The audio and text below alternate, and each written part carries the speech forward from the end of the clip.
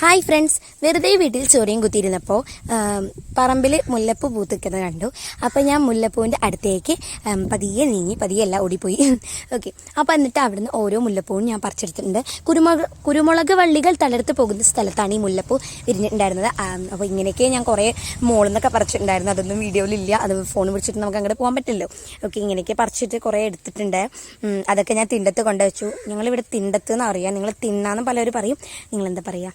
Okay, നിങ്ങളുടെ വീട്ടിലൊക്കെ ഈ മുല്ലപ്പൂ ഉണ്ടായിട്ടുണ്ടോ? കമൻറ്റ് ചെയ്യുക. ഞാൻ സൂചി നൂലും വെച്ചിട്ടാണ് കോർക്കുന്നത്. ഞാൻ കുറേ വട്ടം മുല്ലപ്പൂ കോർത്തിട്ടുണ്ട് കേട്ടോ, ഇഷ്ടമാതിരി വട്ടം കൊടുത്തിട്ടുണ്ട്. പക്ഷേ ഈ സൂചി നൂലും വെച്ചിട്ട് മാത്രമേ കോർക്കാൻ അറിയൂ, അല്ലാതെ കെട്ടാൻ അറിയില്ല മുല്ലപ്പൂ.